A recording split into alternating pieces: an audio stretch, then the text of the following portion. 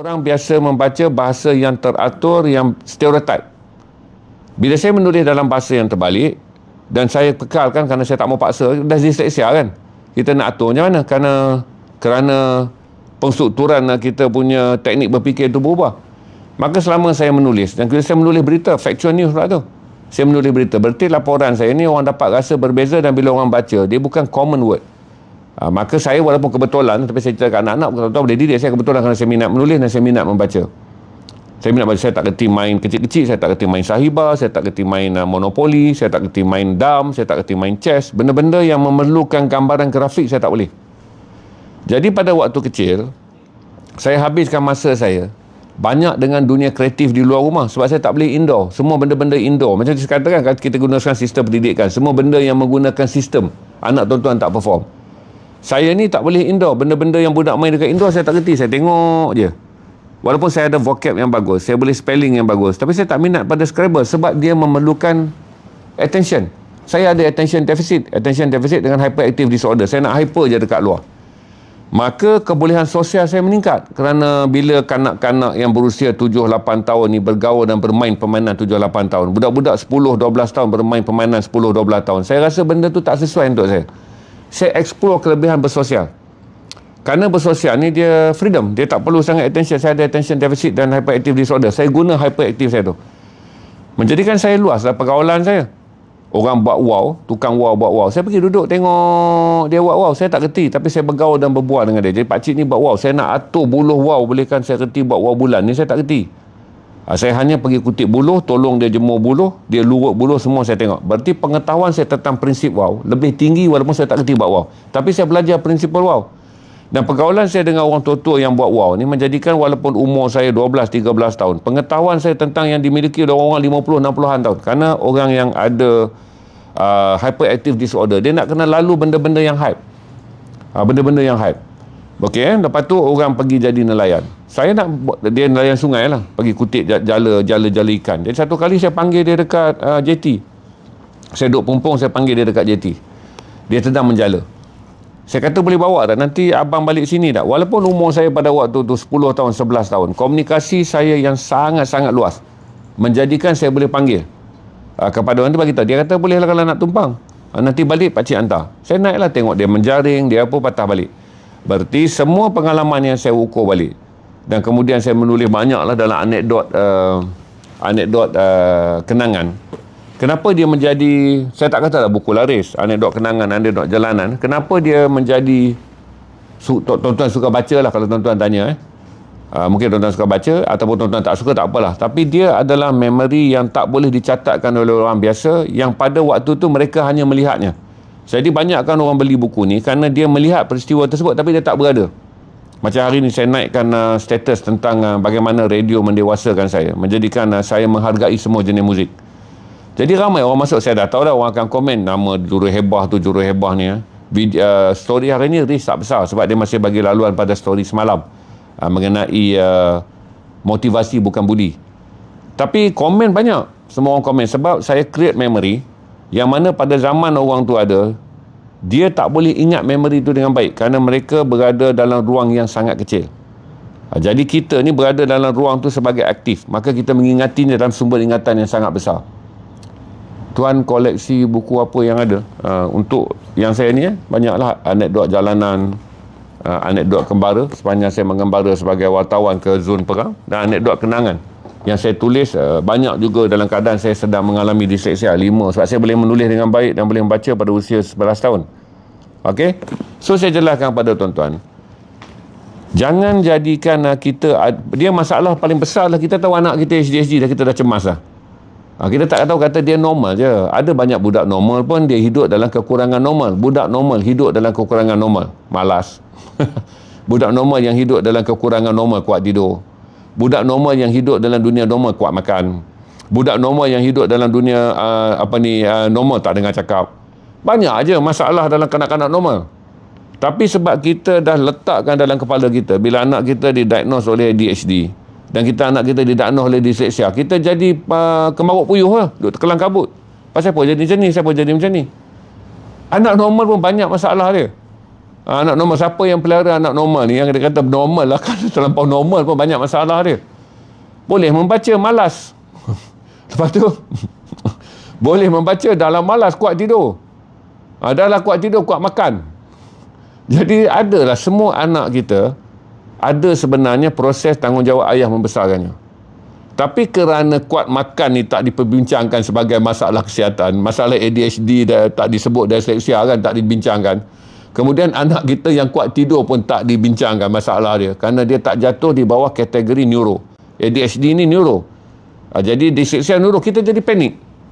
Sedangkan sebenarnya kita memelihara anak yang speciality dia berbeza. Sebab tu dalam sekarang ni dia sebut anak istimewa. Saya faham istimewa ni. Dia ada kekurangan tapi ada speciality yang berbeza. Maka tuan-tuan kena lihat. Tak apa, anak kita duduk dalam sistem, kita tak boleh ubah sistem. Sebab sistem tak menyediakan seluruh sistem pendidikan special untuk budak disleksia.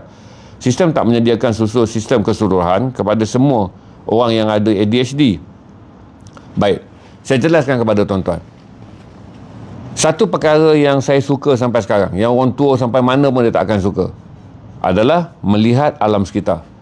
Jadi National Geographic ni waktu dia ada, sampailah sekarang Discovery, sampailah History Channel, dia jadi benda yang saya suka. Sebab orang-orang yang ada ADHD dan juga ada deficit disorder ni, dia suka melihat visual yang luas. Saya tak suka melihat benda-benda, saya beritahu kat tuan, podcast-podcast yang memerlukan tumpuan yang tinggi. Saya tak suka. Saya akan melihat visual-visual yang luas. Berarti saya boleh menonton. Bukan anak ADHD dan orang ada disleksia macam saya tak boleh menonton. Saya cuma tak boleh menonton benda-benda yang sangat rigid. Jadi saya sukalah menonton benda-benda yang, sebab dulu bisa saya besar kan, saya pergi nak tahu semua benda. Proses daripada kecil, kerana mak saya ni tak tahu saya ni ada disleksia, dan mak saya pun tak tahu saya ada ADHD. Senanglah, dia tak ada bimbang. Dia lepas anak dia anggap ni anak jantan, walaupun abang saya di rumah, kakak saya di rumah, dan saya ni boleh berjalan berkilo-kilo, pergi sampai main ke Mentalun tu, hanya kerana saya nak ikan karin. Sebab orang-orang ADHD dia tak boleh ada fokus tumpuan yang tinggi. Sebab bila tinggi dia, kita jadi letih, kita jadi stres. Tapi sebenarnya kita ada fokus, cuma fokus kita di outdoor, fokus kita tidak stereotip. Tapi kalau suruh cari ikan karin ni tuan-tuan, saya boleh buat berkejam-kejam. Pijak rumput, ambil ikan, masuklah ke dalam saya punya plastik tu. Sekali dapat ikan cantik, saya buang lagi. Ikan cantik saya buang. Sebab benda itu tak memerlukan fokus yang tinggi, kerana dia bagi space yang luas untuk saya express saya punya hyperactive disorder. Cuma sekarang sebab anak kita bela dalam rumah, dan kemudian ruang tak ada, orang sekarang takut kan lepas anak jadi anak apalah pula. Tapi zaman saya tu baguslah juga, kerana mak ayah tak ada kesedaran bahawa anak dia ni istimewa. Dia anggap anak dia membesar sebagai budak normal je lah. Budak normal. Maka saya beritahu dekat tuan-tuan, jangan takut kerana kayu ukur. Kalau tuan-tuan tahu anak tuan-tuan ADHD, anak tuan-tuan adalah orang yang ada disleksia, tuan-tuan kena faham, dia adalah sebahagian yang disahkan, neuro yang disahkan untuk tuan-tuan. Tapi ramai je budak normal tak capai apa-apa. Ramai je. Jadi berarti dia bukan tentang dilahirkan bagaimana. Dia tentang bagaimana ruang anak itu membesar dengan sistem sokongan bapa dia. Banyak anak normal berjaya kerana sistem sokongan keluarga. Ramai anak normal tak berjaya kerana tiada sistem sokongan keluarga. Berarti akhirnya peranan ibu bapa yang betul dalam sistem sokongan tu. Okey, ramai anak normal tak capai apa-apa dalam hidup dia kerana membesar dalam tanpa sistem sokongan. Proses dia menjadi anak tu tiada kebapaan. Proses dia menjadi anak tu tiada ruang dia merasa keibuan. Yang dia dengar marah, perintah, marah, perintah, marah, perintah. Maka akhirnya dia jadi give up dengan mengatakan dunia ni adalah menjadi anak, adalah menjadi orang yang terpaksa patuh pada segala benda, hinggalah hak-hak dia sebagai anak tak pernah ditunaikan. Maka tu saya selalu cerita pada tuan-tuan, anak ni kawan kita. Kita nak rule anak kita macam zaman dulu. Ketika rotan adalah kebiasaan, tengking adalah kebiasaan, marah adalah kebiasaan, adalah susah. Okey, jadi saya bagi tahu kepada tuan-tuan, pertama buang dulu kita terasa anak kita ADHD. Sebab memang nampak karakter dia. Sebiji nampak. Okey, tuan-tuan, memang nampak. Anak perempuan perlahan faham. Dengar satu-satu, saya tak tanya pula anak perempuan nak lepaskan dia macam mana. Sabar. Satu-satu saya jelaskan dulu untuk faham understanding dia. Detail dia akan ambil kemudian. Nanti cepat-cepat saya nak jawab tak sampai ni. Ambil explain dulu tentang kita. Bagaimana kita nak berwatak. Okey, nanti kita tanya pula kalau anak saya tak tentu jantina, laki tidak, perempuan tidak, jenis pula saya nak jawab ADHD untuk anak yang dilahirkan ketidaktentuan jantina. Satu-satu saya sebut. Pertama, faham dulu sifat kita. Saya tak jawab lagi tentang sifat budak. Sifat ayah dulu. Saya nak betulkan cara kita berfikir. Bahawa anak kita ini disahkan neuro dia kerana kemajuan sains membuktikan neuro. Dan beberapa ciri anak kita ni aneh pada orang lain. Tapi zaman saya dulu common. Kerana mak ayah tidak menggunakan sukatan yang sangat complicated dalam membesarkan anak. Sebab mak ayah ni nak 2-3 benda je. Anaknya makan cukup, anaknya beradab dan tidak menjadi orang yang memburukkan nama keluarga, pergi sekolah dan dapatlah pelajaran yang ada. Mak ayah kita ni ada 3-4 fokus. Sebab anak bukan piala. Zaman kita, mak ayah kita dulu, anak adalah amanah Allah. Senang, orang dulu kuat pegangan dia. Jadi anak adalah amanah Allah. Zaman kita sekarang, anak adalah piala. Kita takut anak kita dilihat kurang, jadi moral kita jatuh. Kita tak boleh nak trofikan anak kita, tunjuk anak saya begini, anak saya begini. Sebab dulu orang dapat 5A, 10A, tak ada story, tak ada Instagram, tak ada Facebook untuk ditunjuk-tunjukkan. Jadi dulu anak adalah amanah Allah. Sekarang adalah sikit tekanan sebab anak adalah piala. Takkan kita nak tunjuk piala ADHD, takkan kita nak tunjuk piala disleksia. Jadi beban kita adalah memikul status, bukan memikul tanggungjawab. Beban kita adalah memikul status. Kerana anak ni adalah ruang untuk dibangga-banggakan. Anak ini adalah ruang untuk menggambarkan kehebatan ayah. Kedudukan anak sama macam Porsche kita baru beli. Kedudukan anak sama macam Velfire. Kedudukan anak ni sama dengan rumah 2 tingkat. Kedudukan anak ni sama dengan gelang emas. Sebab anak adalah piala. Tu saya tenangkan dulu. Jangan jadikan perkara tersebut satu masalah di mana kita salah strategi tanggungjawab kita sebagai ibu bapa. Berarti banyak saya ada kawan. Saya kata tuan-tuan selalu follow kot Zulkifli Ismail. Tengok kemajuan anak dia. Sekarang buat master tu. Anak dia pada peringkat kecil saya kenal, teruk ADHD dan disleksia dia. Kemudian dia praktikal dengan saya. Okey, menjadi visual editor. Ramai orang komplain, saya panggil. Saya tak mau declare kerana saya nak letakkan anak dia dalam keadaan normal. So saya panggil lah. Mengatakan dia ni berbakat, cuma dia tak boleh bergaul dengan begitu bagus kerana kita kena faham keterhadan orang yang ada ni. Tuan-tuan tahu sekarang dia nak buat master dah. Dia dah master dah buat master. Sangat baru ni saya berbual dengan dia, saya terkejut. Saya kata, you kalau bagus, you go for public speaking.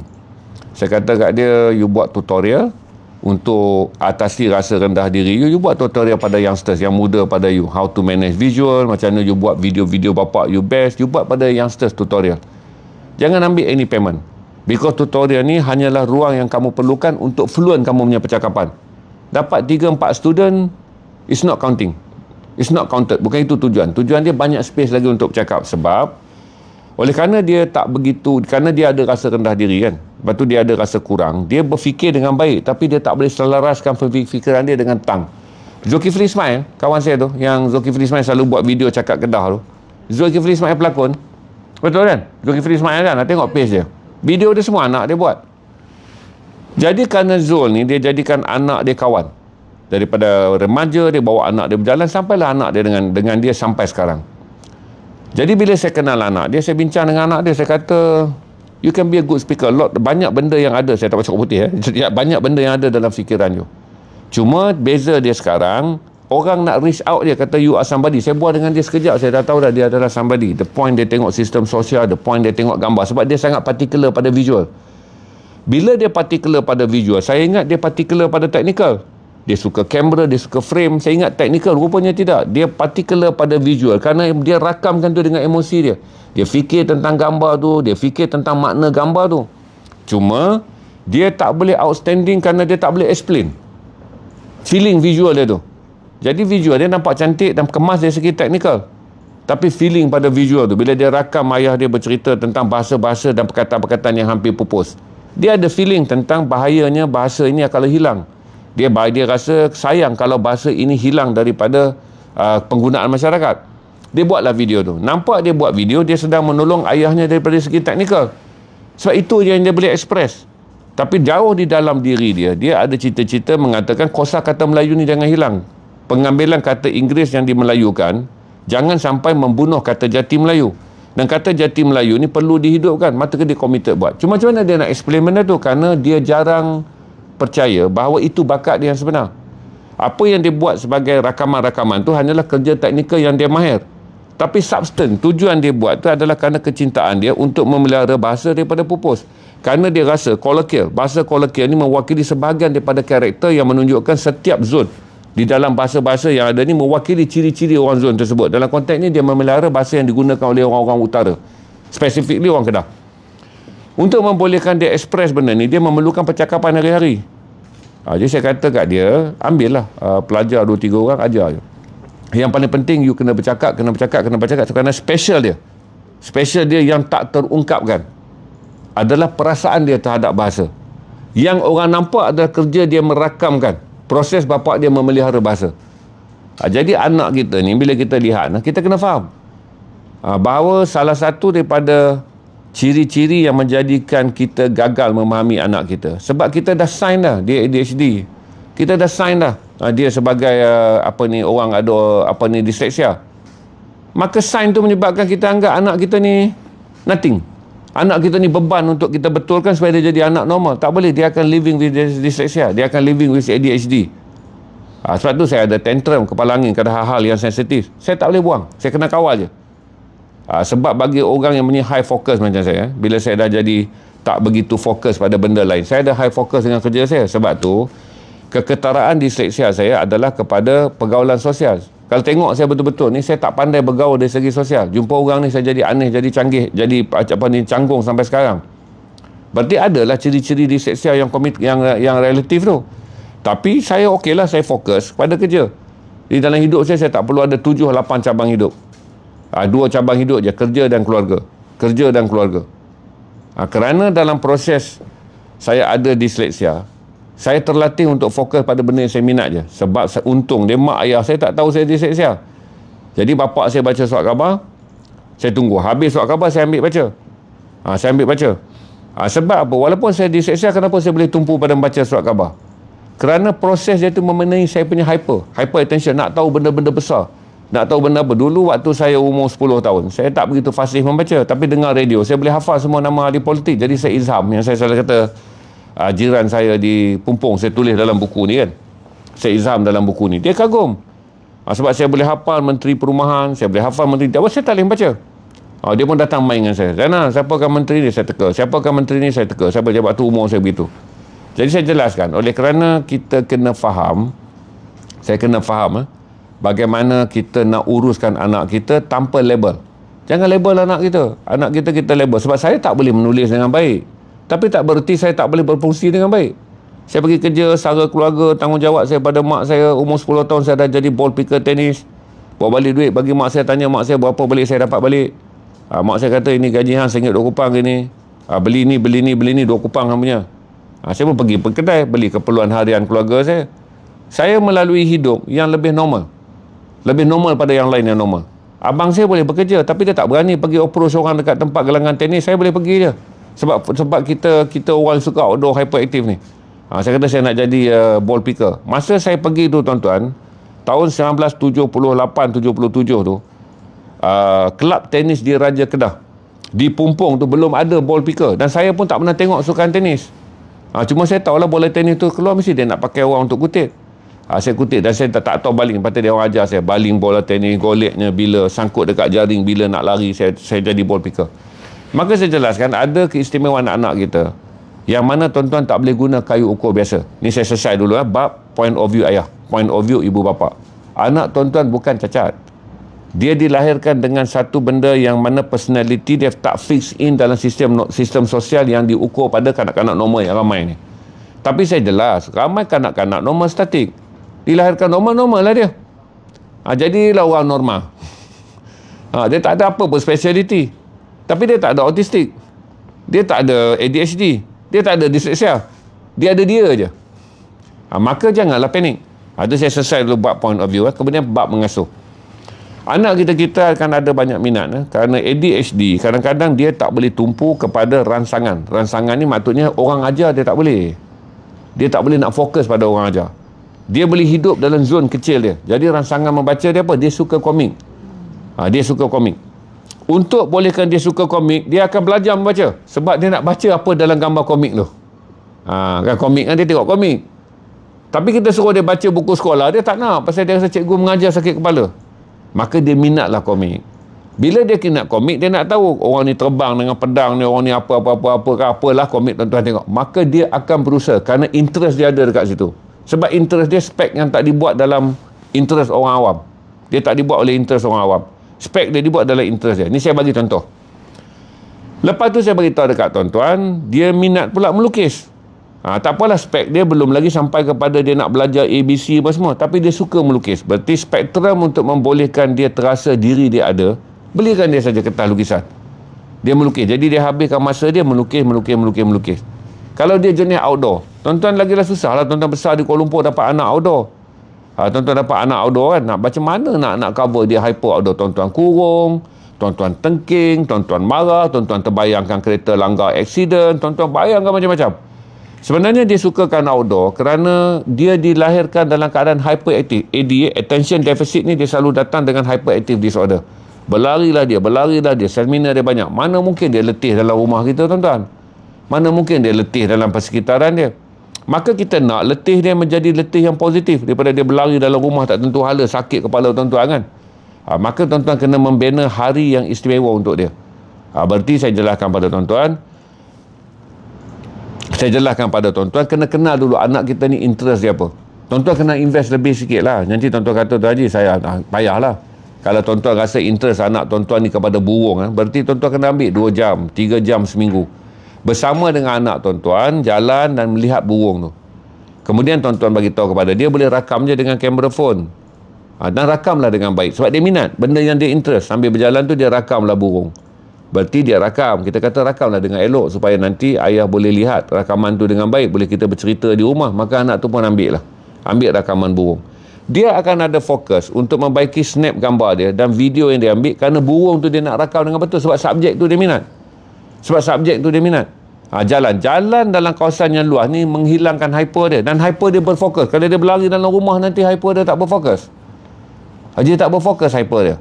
Jadi kenalah sedikit ada ruang. Sebab kalau tuan-tuan, saya tengok masalah banyak, tuan-tuan nak dia ikut rule kita tak boleh sediakan masa kita sebagai ibu bapa. Kita kan ibu bapa yang tersebok di dunia, ibu bapa yang paling bekerja di dunia, ibu bapa yang paling menjaga keluarga, ibu bapa yang paling berjasa kepada agama, bangsa dan negara.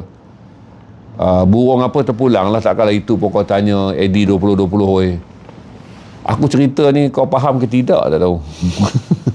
Jadi kerana kita sibuk nak menggelar segala ibu bapa yang kemudian berfungsi pada dunia, kadang-kadang kita tak berfungsi lah kepada anak kita yang seorang ni. Kita tak berfungsi pada anak kita yang seorang ni. Saya beritahu tuan-tuan, banyak kanak-kanak disleksia, dia tak communicate baik dengan ayah dia kerana ayah dia nak menentukan topik perbincangan. Ayah dia tak faham bahawa anak ni, kita yang masuk dalam topik perbincangan dia dulu. Kita yang masuk dalam topik perbincangan dia. Jadi perbincangan mereka sangat luas. Kadang-kadang tak masuk di akal kita, tapi kita kena vocab, kena latih supaya dia ada kebolehan berfikir dan menstrukturkan fikiran dia. Dia ada vocab untuk bercakap. Jadi kita dengarlah, kadang-kadang cakap dia meloyong-loyong lah macam Adam ni yang saya cerita tadi tu. Yang saya jumpa di kedai Joey, umur 12 tahun. Saya tanya Adam, apakah dia cakap kat saya panjang lah, hidup ini keras uncle. Dia nak tegur saya, bukan dia panggil saya Tuan Haji, hidup ni keras Tuan Haji. Saya tanya dengan Adam, sebab bapak dia bawa dia bergaul kan. Saya tanya, dia umur 12 tahun, apa yang keras Adam? Apa cabaran hidup yang paling keras?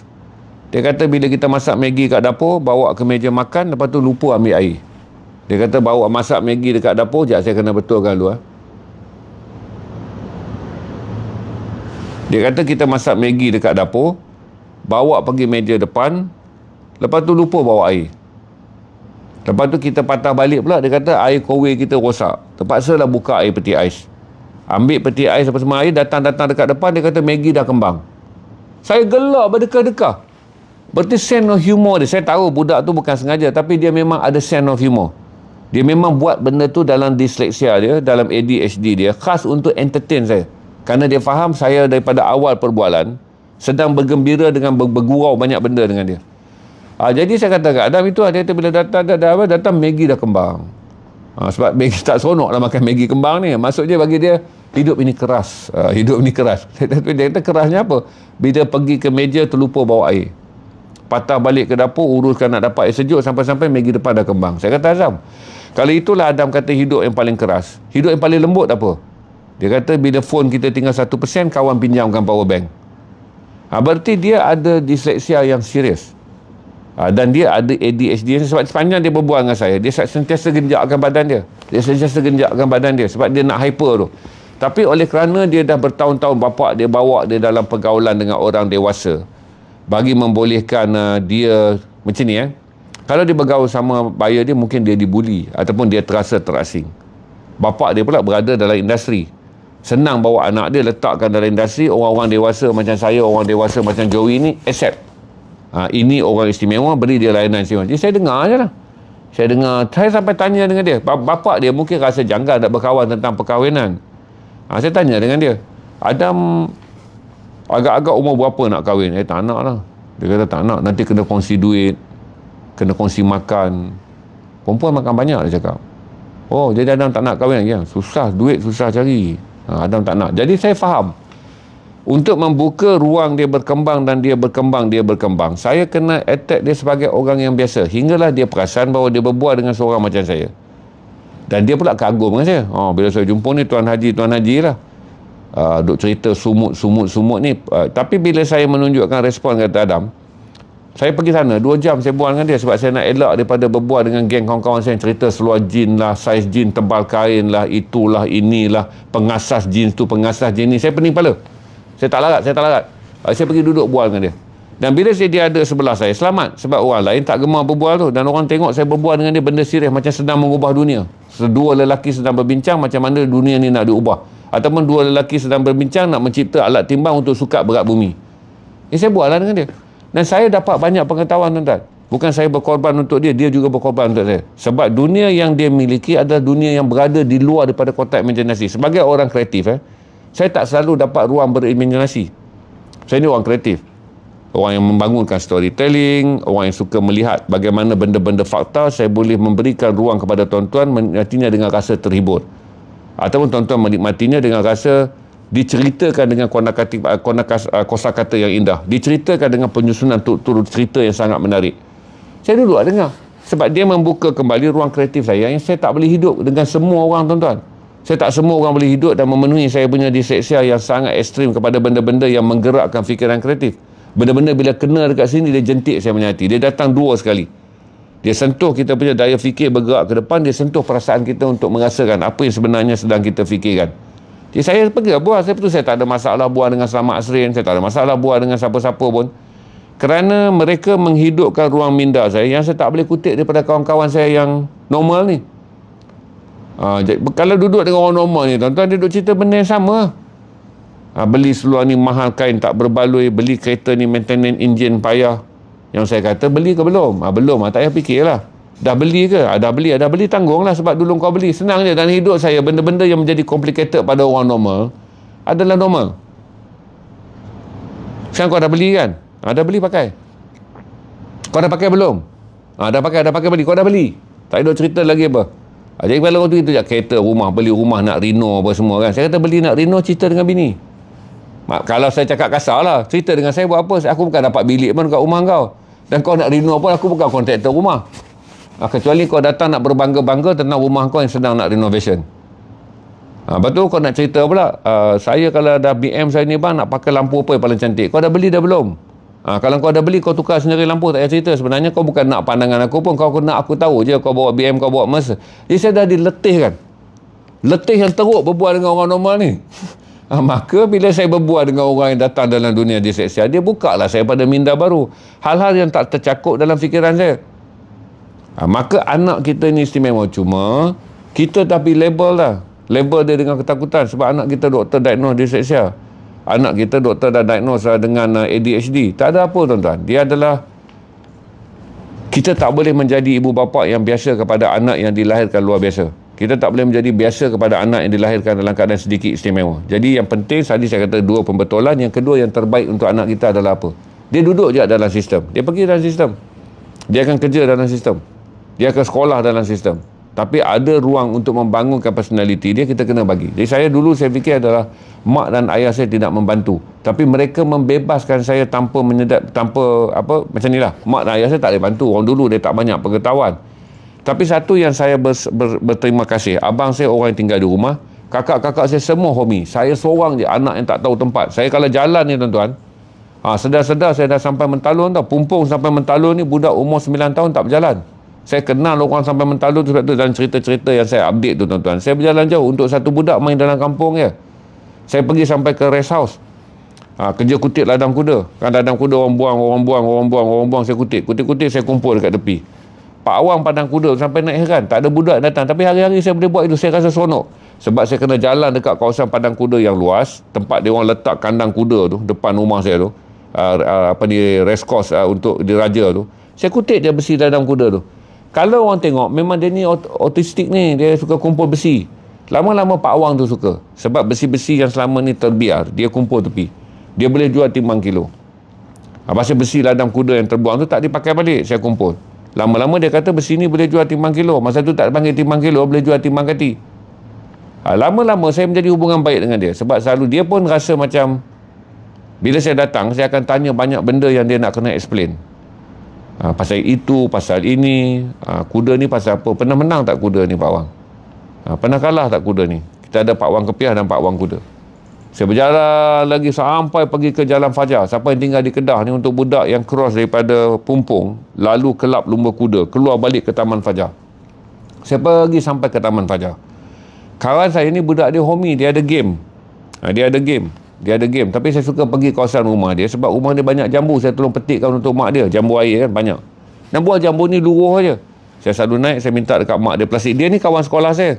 Ada jam 4, tapi dia dalam rumah dia main game apa semua. Homie waktu tu budak-budak main permainan macam-macam. Saya tak tahu apa game. Di jalan dia tu.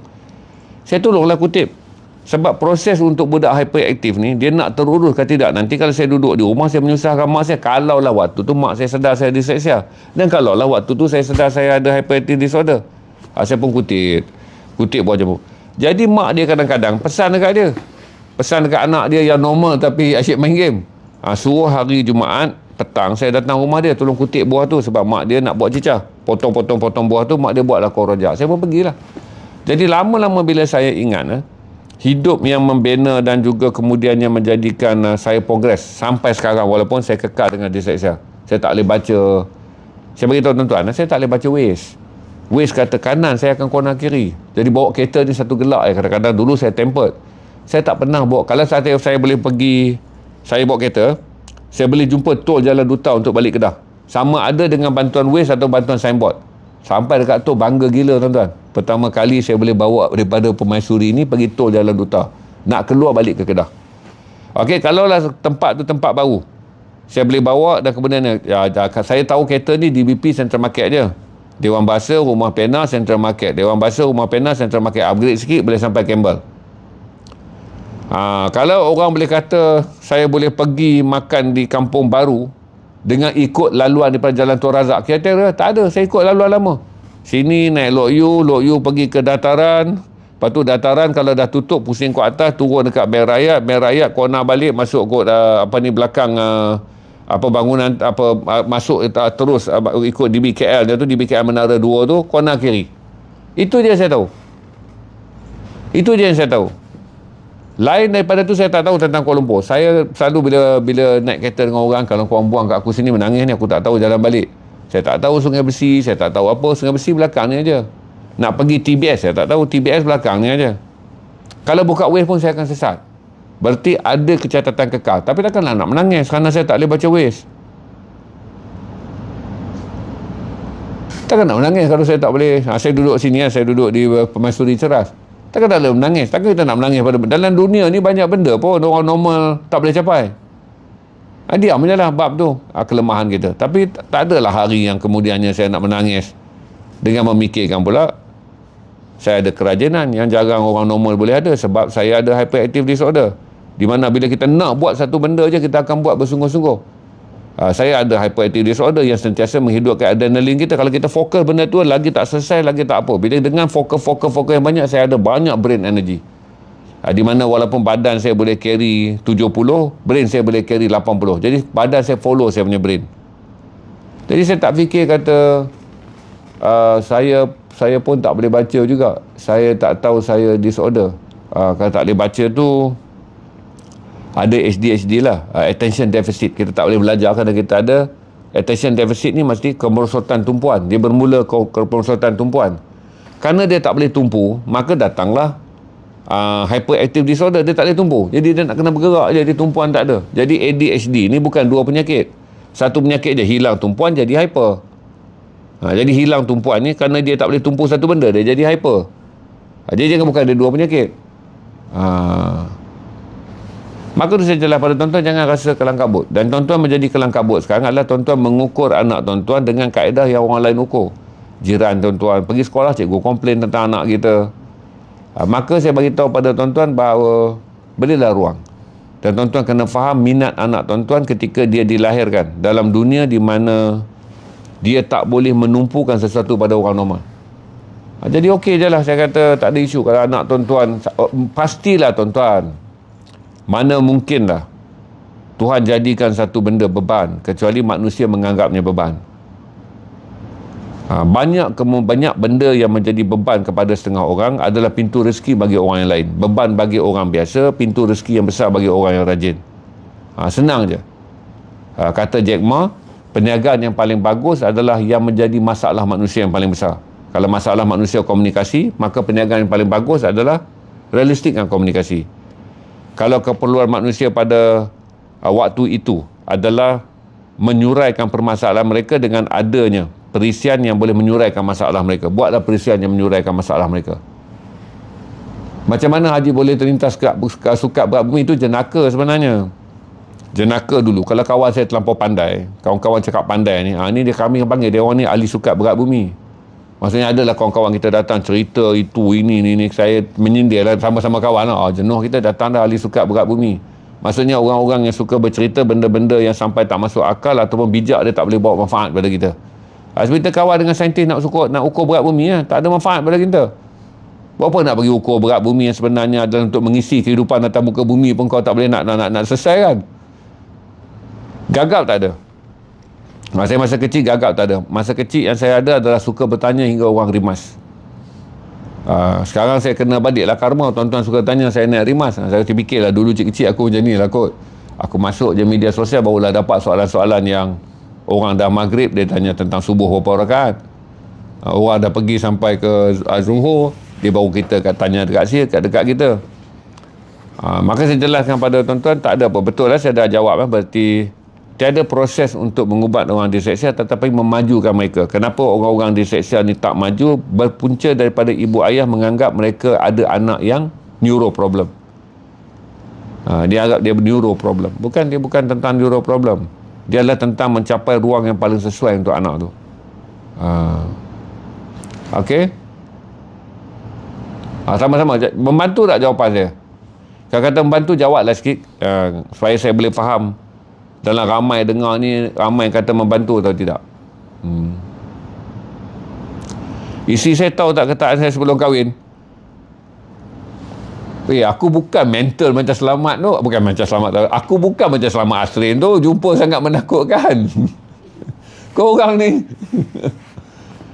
normal je. Sampai sekarang pun isteri saya tak membantu bahagian disleksia. Aku bukan disleksia teruk. Tuan-tuan, disleksia saya pulih dan besar menjadi lelaki yang normal. Cuma bini saya tahulah. Berarti kalau macam ni bini saya tahu saya kalau dia naik kereta dengan saya kena hati-hati sebab saya tak pandai jalan. Okey. Bini saya tahu kata kalau saya berkurung di rumah lama saya akan stres. Bini saya tahu bahan-bahan yang saya nak baca apa-apa, semua tahu. Saya dan isteri saya mempunyai minat yang berbeza. Dia ke timur, saya sebab kami adalah orang yang berkahwin dengan tak sama personality. Saya dan bini saya tak sama personality. Tuan-tuan pun tengok bini saya dia main kuda, main mana, benda-benda malu fokus tinggi. Saya fikir saya dengan isteri saya tak ada apa satu yang sama. Tapi kami boleh bersama lah lahirkan 4 orang anak. Itu aja. Lepas tu saya bertanggungjawab pada dia, jaga anak, saya sayang dia.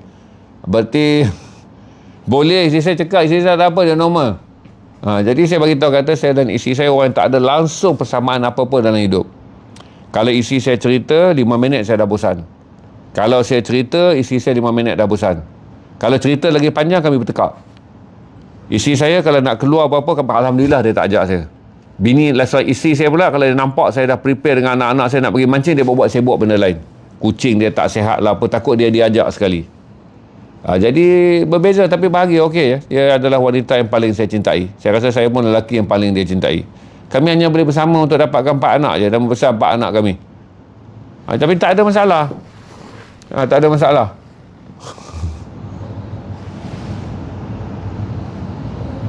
Apa saya ada sakit sedih? Saya tak faham. Terima kasih saya ada sakit tu. Sedih. Tak payah sedih lah. Okey.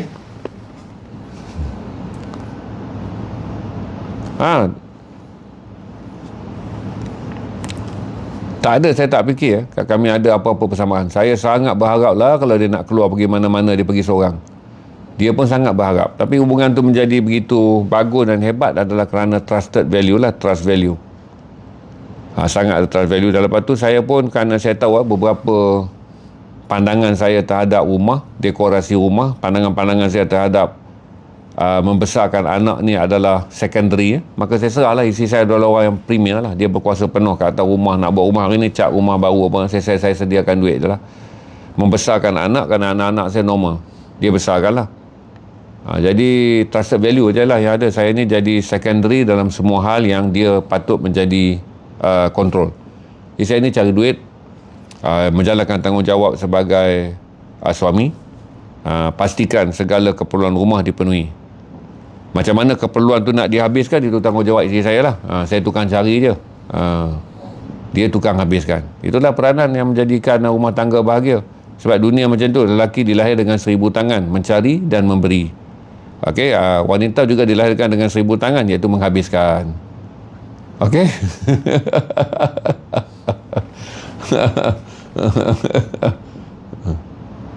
Buka beg kuning, sekejap lagi saya naik buku. Saya tak boleh naik beg kuning all along the way, nanti dia akan tutup trafik.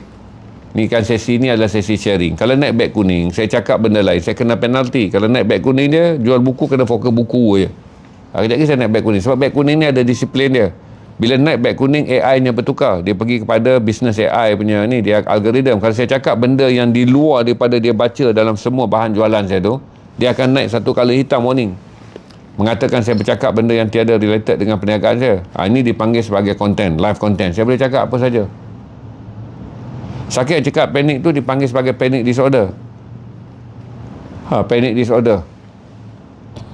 Cucu ada seorang, dia panggil mak dia dengan ayah dia pun tak betul lagi. Saya pun tak masuk campur lah nak panggil saya apa. Tapi bini saya dah letak dah diri dia neni. Saya dengar macam nak muntah je. Saya panggil saya atuk dah lah. Okay. Ayah dia sedang belajar dulu lah panggil ayah dia. Mama, papa, ikutlah dia orang. Tapi bini saya telah meletakkan status dia lah, neni. Asalnya besok kalau dia keluar mulut, atuk je lah untuk saya.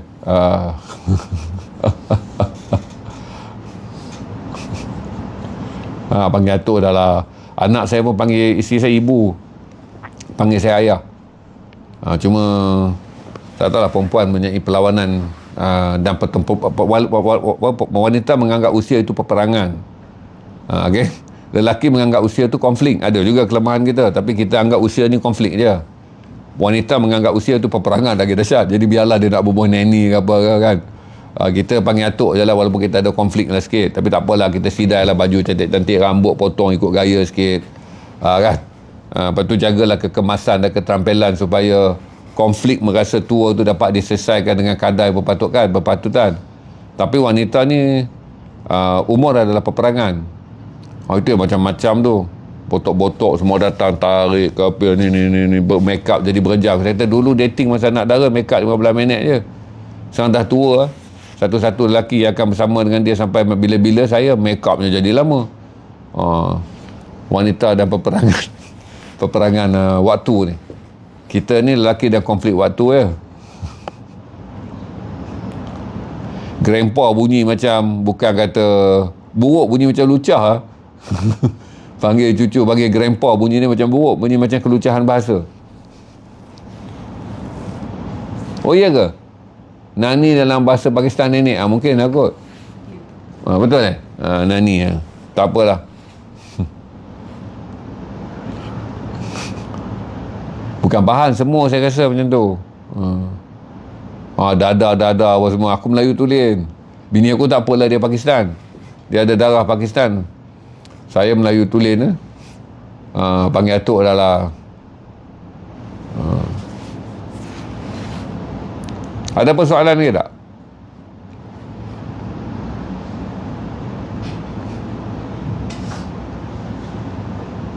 Dia bukan panggil tuan-tuan, fungsi. Kalau daddy, mami hari-hari baling belanga, baling kuali. Kalau grandpa, grandma pun hari-hari bercelerak apa semua kan. Makna tak datang daripada ucapan. Makna tak datang daripada ucapan, makna datang daripada perasaan. Ada je kawan-kawan yang kita sayang. Kita panggil mangkuk je kat dia sebab kita sayang dia. Kita panggil mangkuk. Selamat kalau naik angin dengan kau aku. Kalau hari dia baik saya. Kalau dia perlukan satu-satu benda kan. Dia saya. Abang kadang-kadang. Kalau dia panggil abang tu lagi menggigil aku dengar. Mesti besar bajet dia tu. Bang. Ataupun dia panggil Jenal. Aku ni Jenal. Nak cakap sikit benda dengan kau. Tarik tepi bisik. Ini mesti besar ni. Kan? Biar dia panggil, dia datang-datang turun maki saya. Berarti hari tu tiada projek besar. Datang-datang turun maki. Kau ni ramai orang komplain pasal kau. Engkau like kau marah orang. Orang marah aku. Kalau datang kau tu okey lah. Bajet tak besar lah. Kalau dia datang dengan wajah ahli fikir tu. Nampak dekat dia Einstein pun ada. Edward Newton pun ada. Guillermo Marconi pun ada. Payah tu. Jadi bukan panggilan lah. Bukan panggilan. Anak-anak saya semua panggil nama semak emang mereka. Saya ajar daripada kecil. Kak Long, Abang Ngah. Sampai besar dia orang main tibai nama je. Tapi okey, tak ada masalah. Dan bila Zikri datang jadi menantu saya, anak saya yang bongsu panggil Zikri macam kawan main bola. Zik. Sebab dulu main bola sekali. Saya tegur lah kenapa tak panggil abang. Dia rasa apa nak muntah rasa. Tapi okey lah. Apa-apa benda pun. Siapa saja yang menjadi anak menantu dalam keluarga saya ada satu keluarga. Kita tak ada konflik lah benda tu. Kan? Semua main panggil nama. WhatsApp family saya kalau tuan-tuan datang dengar tak menggambarkan kata orang yang stream ni bercerita tentang dedikasi, tentang nilai, tentang good values. Anak saya laung, anak saya yang bongsu laung, abang ipar dia kahwin dengan kakak dia yang sulung. Dia panggil nama Zik. Cuma glamour sikit lah nama tu. Tak panggil Zikri, Zik. Kau aku ya dia orang cakap. Saya kadang-kadang nak tegur pun saya rasa macam Allah. Anak-anak saya pun tu saya panggil Nana ni. Kalau bahasa saya panggil dia Kak Long. Ayah panggil anak sulung Kak Long. Adik-adik semua panggil nama ya. Nana. Bersenam lah juga. Tak banyak lah.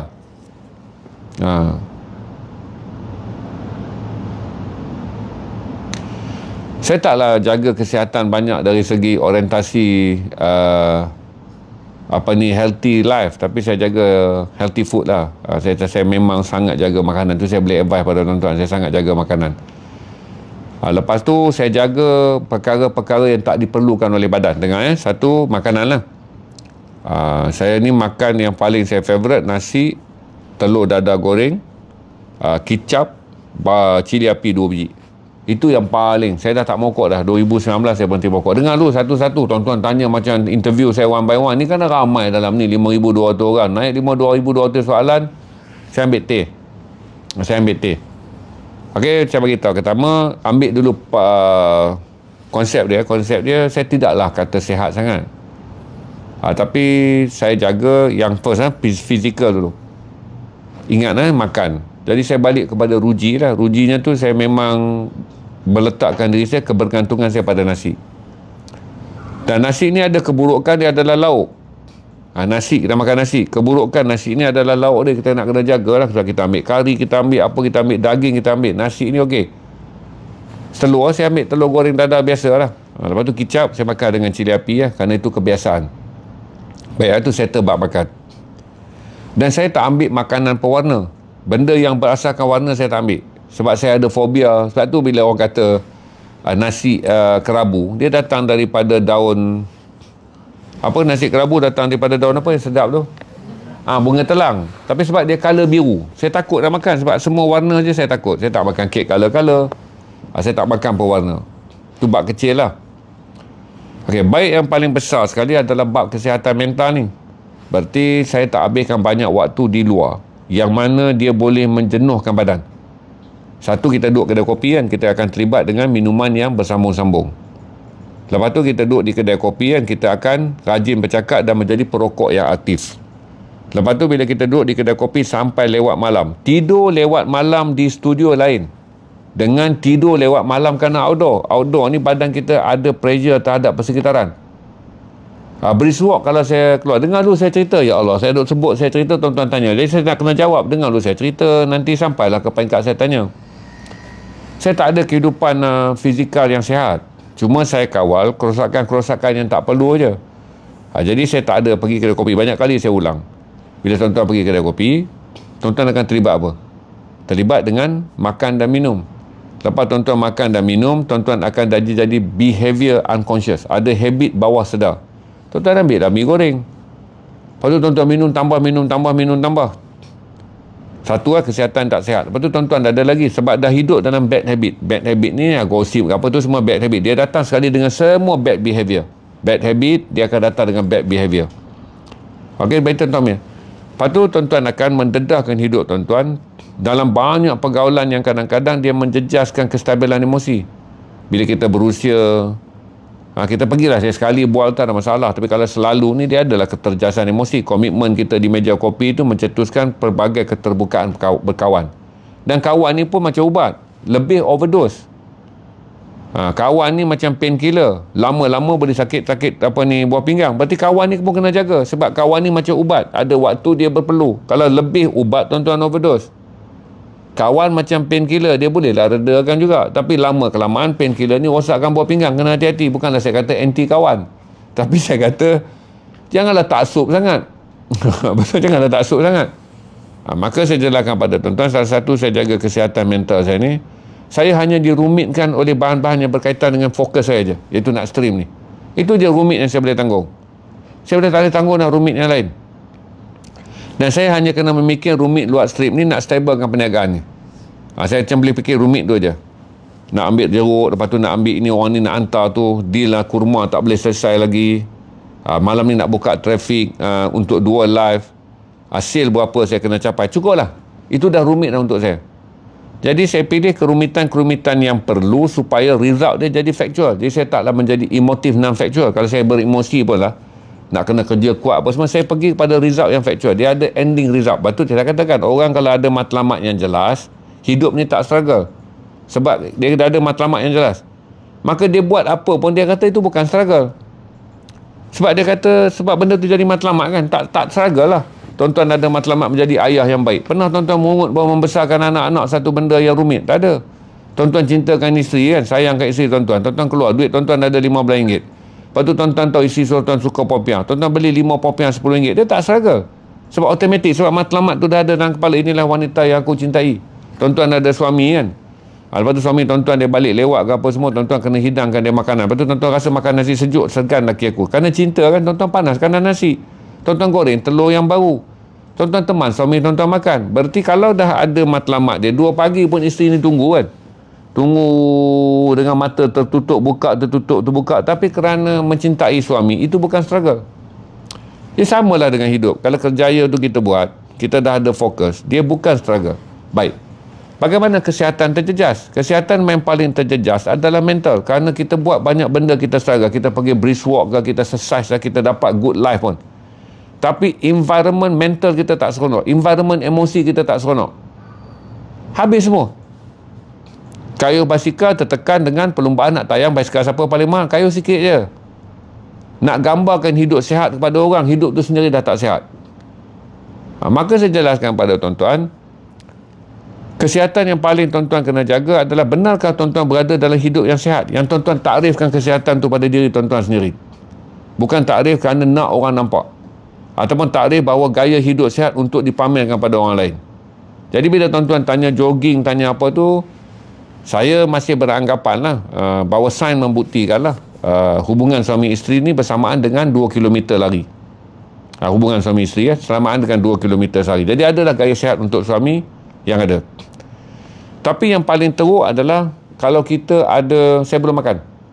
Kalau kita, tapi saya makan pagi tadi, sarapan pagi tadi saya berat. Pukul 6 pagi tu saya dah makan roti plus sayur, plus telur, plus daging apa semua dah ada. Saya ambil satu sarapan yang kejap kerana saya start menulis posting saya dekat FB ni pagi tadi, awal pagi tadi. Jadi saya jelaskan, walaupun hidup saya ni sebenarnya malam langsung tak tidur, tapi dia tak beban sebab itu kerja saya. Memantau berita, analisis, pandang analisis orang lain, terpaksa tunggu, kemudian baca, download portal, baca semua berita. Dah hidup saya memang macam tu. Kalau tidak siang ni saya tak boleh nak live dengan tuan-tuan.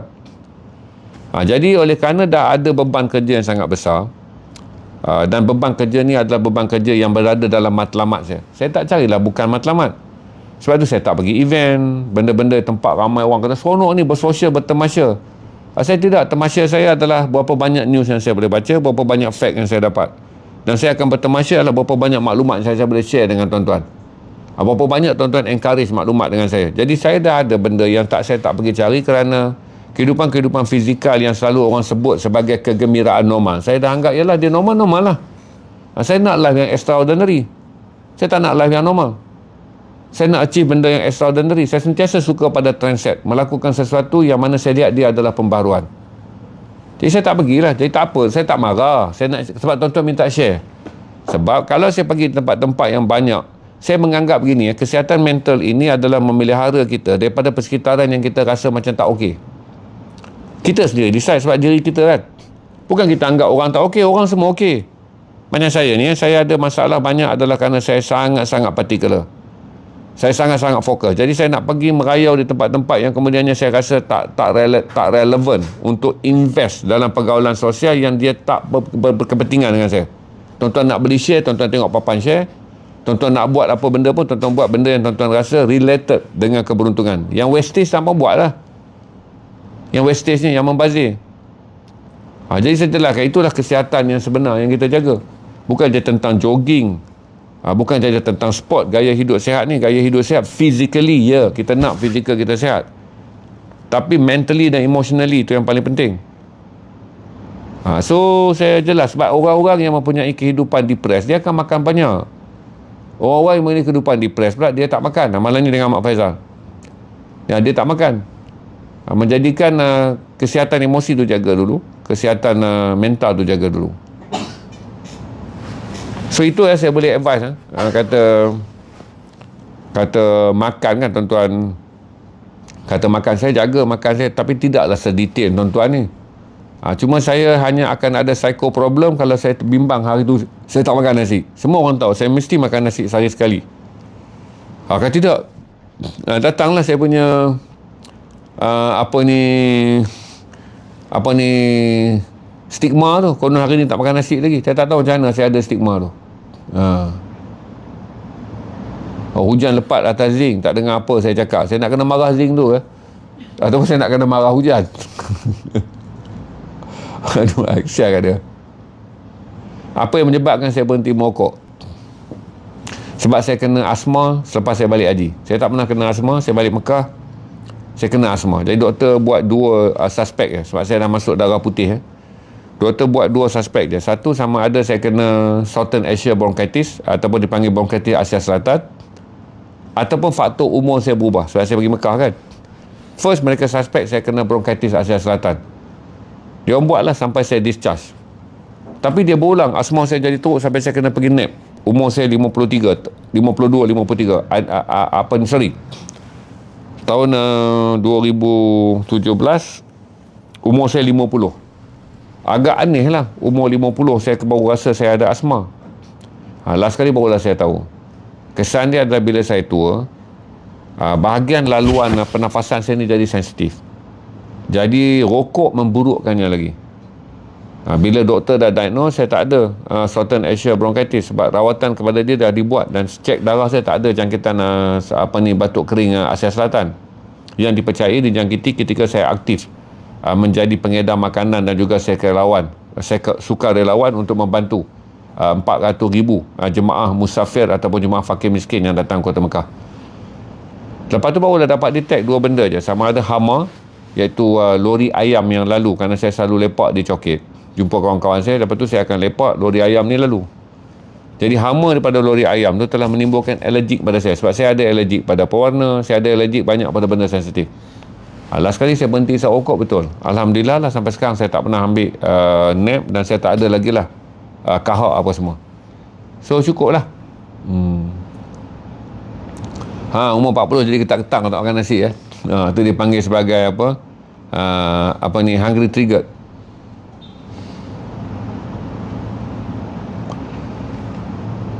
Cik Apong balik, masa saya mula start bisnes, masa saya start berniaga ni, Saya memang buat bisnes lama masa saya duduk. Bukan, saya jaga bisnes lama kerana saya jaga strategic planning, marketing dan bisnes dekat TV Hijrah ni lama.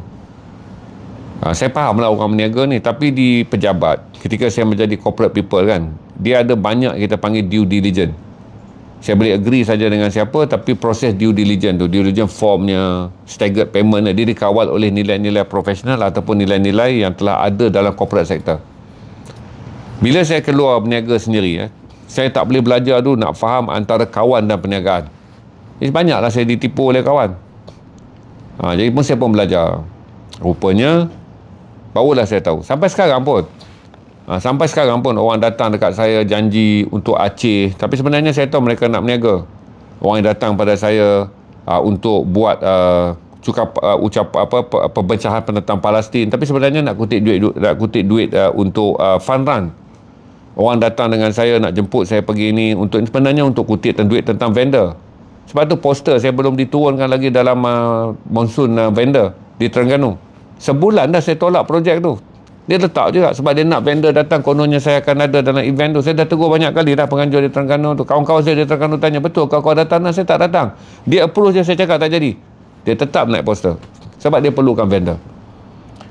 Jadi kononnya dengan adanya saya tak saman. Sebab kalau dia bohong tu, bukan masalah saya. Dia bohong tu bukan. Dan saya ada banyak kerumitan. Bila orang minta saya cakap tentang Palestin ni, okeylah, lepas tu saya kena buat video untuk introduce dia punya NGO pula. Dia dah selesai. Jadi selama-lama saya dah mula faham. Dulu yang duit tadi ni orang nak invest, orang minat, saya minat pakaian kan. Dia ingat saya budak 2 hari baru tak kerti saya order, kena tipu dengan pakaian. Orang datang pula bagi tahu dekat saya. Kata mereka nak buat pinjaman, lepas tu nanti saya jual tiket mereka, kemudian koleksi tiket tu masuk ke akaun company, lepas tu bayar balik. Saya bagi RM10,000 nak hidupkan event mereka. Last sekali event pun tak jadi. Jadi banyak saya kena tipu. Tapi saya belajar lah. Puteri Love ni apa tu? BC sok aja tu tolong delete. Seorang jangan cuai, tolong tengok selalu. Penuh dia masuk tu. Okey, lepas tu saya jelaskan pada tuan, saya belajar lah sikit-sikit dalam hidup ni tak ada benda pengalaman datang dengan percuma. Jadi sekarang ni orang tahu saya obses tentang Palestin. Mereka ajarlah tentang Palestin. Datang dengan semua niat murni tentang Palestin. Rupa-rupanya di belakang mereka adalah fund run. Di belakang mereka adalah vendor. Mereka nak vendor penuh. Jadi barulah saya tahu all the businessmen datang kepada saya bersembunyi sebagai aktivis Palestin. NGO datang kepada saya dengan bersembunyi di balik semua, tapi sebenarnya adalah benda lain. Jadi saya kena pandai lah. Dan akhirnya kita buat cut off. Cut off ni kita dah tak buat dah program dengan orang luar. Kita tak buat lah. Kalau kita nak, kita anjur sini. Macam Langkawi dengan Sungai Petani, saya anjur sini. Saya jumpa budak Sungai Petani, ni abang anjur. Kos nanti kita tanggung atas 200 light t-shirt. 200 light t-shirt kita dapat duit jualan dia 12,000 kita forget je. 12,000. Print t-shirt 5,000, ada untung 7,000. 7,000 tu lah kita bayar sound system, kita bayar kemah, kita bayar tapak yang kita sewa. So kita anjur sendirilah, senang. Jadi barulah saya faham orang yang betul, saya bukanlah kata saya popular. Orang yang betul-betul minatkan kita, dia tak datang cari kita. Dia agak kebetulan jumpa je. Jumpa saya selfie. Orang yang buru kita di atas nama minat, percayalah, perkataan minat yang dia buru tu adalah untuk mempergunakan. Kita dapat, sekarang saya dah faham lah psikografi tu. Saya bagi kat Arif, if they hunting us, for sure kita adalah binatang dan mereka datang dengan pemanah. Senang dia anggap macam tu. Ialah sama je tuan-tuan, macam tuan-tuan rasalah, tuan-tuan bukanlah minat, tuan-tuan rasa okey, tuan-tuan follow, tuan-tuan apa. Saya pun tak suka guna perkataan-perkataan yang extraordinary tu ataupun dipanggil sebagai overclaim. Tapi kalau mereka inbox nak cari gini, last tu mesti di hujung dia ini adalah orang yang tepat untuk ditunggang. Saya komen je jumpa budak-budak muda dekat, kalau saya pergi mall lah kan, saya jumpa budak-budak muda saya duduk makan dan dia tahu saya sedang makan, dia hormat, dia tahu saya sedang makan. Dan saya bila pergi satu tempat ni, saya makan, saya tak pernah, lepas tu dia nak bergambar. Dia tahu kalau dia snap je gambar, dia datang dan minta snap gambar, saya dah tak akan makan. Rupanya satu restoran tu lah kata, oh ni semua saya tak boleh makan. Banyak saya kenal dengan orang tua. Saya tengah makan, dia datang ni, dah tahu saya tengah makan, boleh berhenti sekejap tak? Saya nak ambil gambar. Saya kalih. Bila saya kalih, dia snap gambar, yang lain pun datang. Mostly budak muda, dia tunggu saya keluar kedai. Saya dah keluar kedai, dia cari saya dekat parking. Tadi nampak Tuan Haji dekat dalam tu. Saya nak ambil gambar sebenarnya. Kami berempat nak ambil gambar. Saya banyak kali kena dengan orang tua, tuan-tuan.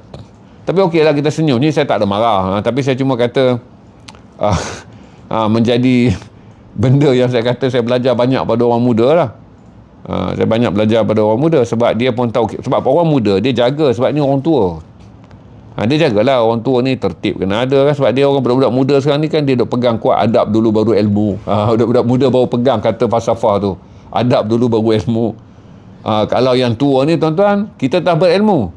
Apa lagi adabnya? Dia bagilah pap. Buat macam mana? Tapi okey je, saya lalui lah semua benda. Tak ada apa. Cuma saya jarang keluar lah. Saya jarang keluar. Jadi mostly saya hidup di studio ni aja.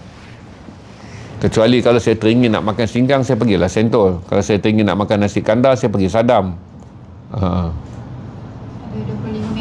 Ada 25 minit lagi 25 minit lagi saya akan naikkan buku ketahanan mental untuk tuan-tuan ambil buku hari ni, ketahanan mental. Hari ni sebab saya malam saya akan fokus pada buku ni. Hari ni saya nak bagi sale semua untuk tuan-tuan. Tuan-tuan berpeluang untuk mendapat buku sale hari ni. Okey. Pertama kita ambil dulu memelihara jiwa. Kita bercakap tentang banyak kesihatan jiwa. Kita ambil buku daripada seorang pemikir Islam yang datang daripada zaman Salafus Soleh, iaitu Syekh Abu Zain Al-Bakhi. Kita ada banyak tak memelihara jiwa? Ada 60. Datang dengan kos? Okey. Memelihara jiwa saya belanja tuan-tuan hari ni RM45. TikTok belanja tak? RM5. Tuan-tuan dapat memelihara jiwa RM40 je hari ni. Memelihara jiwa ni tuan-tuan beli dekat mana pun, kerana dia edisi mewah. IDBE tak akan buat sale. Saya akan buat sale memelihara jiwa oleh Abu Zain Al-Bakhi. Kitab yang ditulis pada tahun 920-an. Daripada kitab induk dia yang saya dah jual habis. Kitab induk dia daripada yang pertama, iaitu daripada Al-Khindi.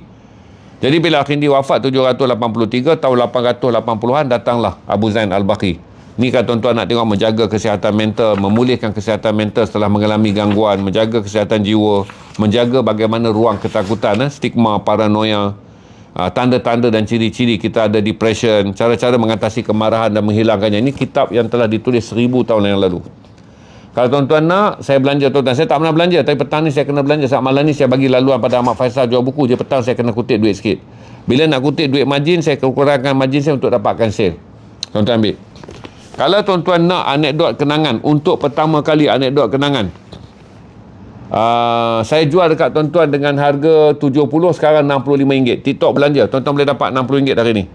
Ni RM70 tak? Dia saya jelaskan, ni saya tak pernah turun harga. Cuma saya kena kejar kerana malam ni saya kena bagi laluan pada Ahmad Faizal naikkan buku dia. Ingat, buku ni 49.98. Market jual 86. Selama market jual RM86 sebab dia buku baru, saya jual 70. Dah ada RM16 diskaun. Okey, RM16 diskaun. Hari ni saya turunkan RM5 jadi RM65. TikTok bagi dekat tuan-tuan RM5 jadi RM60. Dua buah buku RM60. Buku ketiga dia ada dalam ni. Ni kan nak tengok saya membesar dan bagaimana. Dan ni siri ketiga. Sambung siri ketiga kita tak bukukan lah. Kita bagi e-book je. Dan tuan-tuan akan lihat tak adalah boleh pandu anak tuan-tuan disleksia. Tapi tuan-tuan boleh faham ciri-ciri bagaimana saya melaluinya ketika saya ada ADHD. Saya laluinya dengan cara kebetulan. Sekarang barulah saya ceritakan sebagai pengalaman. Dan saya ada disleksia. Dan bagaimana random hidup yang saya lalu. Random. Hidup ni lalu random macam-macam. Yang kalau berlaku ke anak tuan-tuan, mesti tuan-tuan bimbang. Lepaskan anak pergi bekerja pada usia 9 tahun lepas waktu sekolah. Kemudian saya tak boleh duduk diam hyper kan. Lepaskan saya Pekan Rabu, saya berniaga di Pekan Rabu umur 14. Cuti SRP mak saya lepaskan saya pergi Pesta Pinang, duduk Pesta Pinang sebulan kerana saya harus mencari wang untuk menyara keluarga. Dia datang apa? Walaupun saya semua benda tu berlaku bukan kerana mak saya suruh bekerja. Kerana saya hyper. Okey, saya hyper dan disleksia pula. Jadi batu saya belaskan pada tuan-tuan, e-book tu dah siap ke Haji? Tak, e-book ni memang adalah jilid 3. Tuan-tuan scan je terus boleh baca. Dah lama dah buku ni dah keluar dah bulan 6 itu hari. Jadi e-book ni scan dekat sini je. Tuan-tuan terus dapat jilid 3. Maksudnya bukan e-book baru. E-book 1 dan 2 buku fizikal. Cuma kalau kita print yang ketiga sebab banyak sangat rencana ni. Ada lebih 60 lebih rencana. Jadi 45 dibukukan, 15 di e-book secara percuma. Tuan-tuan boleh dapat buku ni RM65 saya turunkan. Tuan-tuan dapat diskaun TikTok pula jadi 60. Mana-mana tempat tuan-tuan beli buku ni tengah hot sale oleh penerbit dia akan tentang kita, dia tetap RM86 sebab demand buku ni sangat tinggi ke lately ni lah. Okey. Kalau tuan-tuan nak dua ni pula, anekdot jalanan, dan inilah pengalaman kewartawanan saya 2004 sampailah 2024. Saya cerita pasal Aceh waktu tsunami. Sebab tu saya tengok Aceh sekarang sama je seperti waktu Aceh tsunami. Selatan Thailand, perjalanan saya kali pertama ke Israel tahun 2005, perjalanan saya kedua ke Israel 2008, perjalanan saya ke Palestin, saya melihat kebuluran di Ethiopia 2006, saya melihat kebuluran di Somaliland. Saya terperangkap dalam perang. Israel mengebom teruk kota Beirut 2008. 3,000 lebih orang mati, melihat kematian kanak-kanak dan segala macam. Timbul niat saya untuk melihat pula masuk ke Pakistan. Saya masuk Pakistan 2006 bulan Jun. Combat berlaku sangat besar di antara Al-Qaeda dan juga Taliban berperang dengan tentera Amerika dan juga tentera Afghanistan yang dipimpin oleh Hamid Karzai. Saya cerita perjalanan saya anekdot kepada sampailah ke negara-negara yang dicabut nilai-nilai Islam bila komunis memerintah. Uzbek, Kazakh, Kyrgyz. Kemudian hinggalah mereka merdeka, Islam kembali merangkak dan menapak di bumi yang melahirkan ulama-ulama masyhur. Berarti kalau Allah nak uji satu bangsa tu, walaupun mereka ada lebih kurang 1,200 tahun Islam, 1,300 tahun Islam, Allah cabut je 70 tahun, Islam akhirnya terpaksa kembali merangkak. Kalau tuan-tuan nak, tuan-tuan ambil buku ni, 40 saya kombokan dua ni jadi 70. Yang ni saya tak diskaun lah sebab saya tak datang dengan harga murah. Yang ni je saya ada kota pembaca, saya ada kota penulis. Yang ni saya tak ada kota penulis. Yang ni tuan-tuan nak, saya belanja setakat RM70. Kalau tuan-tuan nak buku geopolitik politik Palestin ni, okey, hari ni saya belanja kat tuan-tuan betul-betul bonus. Ni 35, ni 35, 70. Selalu saya belanja 60 hari ni saya belanja dekat tuan-tuan 55. TikTok belanja tuan-tuan RM5. Tuan-tuan dapat 50. Ini adalah bacaan untuk tuan-tuan lebih faham apa yang nanti kita akan bincangkan dalam resolusi 2803. Dia banyak adalah perjuangan mereka ni sejak sekian lama. Yang ni di mana Front Barat, Yahudi Perancis ni, pro Palestin, dia mengambil dua aktivis akademik yang dibuang daripada kewarganegaraan Israel. Seorang ni yang sudah menjadi 70 tahun dia di Amerika, Noam Chomsky. Dan seorang lagi Alan Pepin, kini adalah pensyarah di bahagian profesor sejarah di Universiti Birmingham di UK. Tuan-tuan nak benda ni, saya belanja tadi 260 TikTok belanja jadi 55 je. Saya turunkan harga sebab malam ni saya tak boleh jual buku. Saya akan bagi laluan pada sahabat saya Ahmad Faizal. Tuan-tuan ambil. Okey Tuan-tuan nak buku apa lagi yang saya nak belanja? Tuan-tuan nak buku ni. Ni Imam Ghazali dengan ni. Okey, Imam Ghazali ni belanja. Kita selalu bagi 35 kan? Okey, dua buku ni 18. 26 pesan Imam Ghazali bagaimana menjaga hati untuk tidak merosak. Nak jaga hati supaya tidak rosak, maka jaga hati yang tak rosak tu lah yang akan menjaga ibadah supaya tidak rosak. Tuan-tuan nak buku ni 18, buku ni 20, 38. Saya selalu belanja 35. Hari ni saya belanja 33. TikTok belanja kat tuan-tuan pula. 10 minit lagi tuan-tuan TikTok belanja pula dekat tuan-tuan. Saya bagi kat tuan-tuan 33, TikTok belanja jadi 28 je. Sedangkan buku ni 20, buku ni 18. Ni kisah hidup Imam Syafi'i. Jadi lagi satu ni tuan-tuan kena baca. Bagi mak-mak yang berbimbang tentang anak-anak, tentang apa, baca Imam Syafi'i. Ni untuk mak-mak. Bagaimana ibu dia memelihara dan menjaga Imam Syafi'i, dan bagaimana ibu dia melihat kemandirian Imam Syafi'i dan penggembaran Imam Syafi'i. Latih anak kita, tuan-tuan. Walaupun umur sekarang ni orang takut sebab terlampau takut itu, terlampau takut ini anak tuan-tuan tak ada apa dipanggil sebagai freedom of the youth, menjadi remaja yang menikmati kebebasan. Sebab dia kena berada di bawah tunjuk tuan-tuan. Tuan-tuan nak ni, saya sedang belanja daripada 38 saya turun 33. TikTok belanja RM5 jadi RM28 je. Okey, Imam Syafi'i ini, buku ni Imam Syafi'i tulis sendiri tau, bukan buku orang tulis autobiografi. Rehlah, dia menulis travelog dia ketika berusia 14 tahun sampai 18 tahun. Dan yang ini adalah 26 pesan Imam Ghazali. Ayuha awalad, duhai anak, janganlah kamu ada 26 sikap yang aku tulis dalam kitab ni, kerana 26 sikap ini adalah yang mencacatkan ibadahmu. Okey? Dan daripada kitab ni, daripada tahun 1109. Jadi kitab ni dah masuk 900 tahun lalu. Dihurai dan dihujahkan semula oleh ulama moden yang masyhur, Syekh Hamzah Yusof. Berarti kalau nak beli kitab ni, combo dengan ni pun boleh. Ini kitab induk dia. Yang ni saya bagi kat tuan-tuan selalu 70. Pencucian kalbu datang kita berapa? Oh. Okey. Okey, saya bagi kat tuan-tuan diskaun sikit. Ini 60, ini 18. Jadi 78. Saya turunkan 68. TikTok bagi dekat tuan-tuan RM63. Jadi berjarak huraian buku ni adalah 700 tahun. Jarak huraian buku ni adalah 900 tahun. Kerana Imam Ghazali lahir tahun 1058. Dia lahir 1958. 900 tahun. Buku ni lahir tahun 1011. Buku ni lahir 2020-an. Berarti 900 lebih tahun. Dihujah dan dihuraikan semula oleh seorang cendekia Amerika yang memeluk Islam. Berarti dia ni rakyat Amerika, bukan datang ke Amerika sebagai orang Islam. Dia bukan Arab Islam. Dia adalah white supreme hitam. Apa ni white American Islam. Jadi bila Syekh Hamzah Yusof dilahirkan dalam keluarga kulit putih pada tahun 1958, tahun 1977 dia memeluk Islam kerana jatuh cinta kepada Islam. Kemudian dia merantau dan menuntut ilmu di dunia Arab dengan banyak ulama-ulama masyhur hinggalah terakhir dia berada di Kahirah 4 tahun. Balik dia menubuhkan yayasan dia, iaitu college dia sendiri, Madrasah Az-Zaitun, di mana di Berkeley, Amerika Syarikat. Maka dia huraikan balik dalam syarah moden. Jadi dalam syarah moden senang tuan-tuan faham. Sebab ditulis balik dalam, dia nak menjelaskan kepada barat antara etika profesional, sikap-sikap yang dipanggil sebagai apa saja. Islam lebih mempunyai panduan, iaitu tasawur Islam. Dia ambil 26 perkara yang kita kena elak daripada diri kita kerana inilah sikap-sikap yang dianggap akar segala penyakit hati. Dia tuan-tuan boleh dapat. Lepas tu dia buat pula huraian. Huraian dia buat. Ini kitab ni dia ambil daripada kitab Syekh Maulid Al-Muritani. Syekh Maulid ni lahir 1844, wafat 1906. Okey, 42 tahun kemudian baru lahir Syekh Hamzah Daud. Tapi Syekh Hamzah Daud jatuh cinta dengan kitab tersebut. Kitab tersebut lah, naik pada hujung kitab dia ni adalah kitab ni. Cuma saya tak boleh dapat kitab Syekh Maulid Al-Muritani. Tapi Syekh Maulid Al-Muritani ambil daripada induk kitab ni pula. Jadi jarak dua kitab ni adalah 900 tahun. Kalau tuan-tuan nak yang ni saja 60, kalau nak combo 70 saya belanja 68. TikTok belanja tuan-tuan jadi 63. Okey? Kalau tuan-tuan nak pula Imam Ghazali untuk bacaan anak-anak.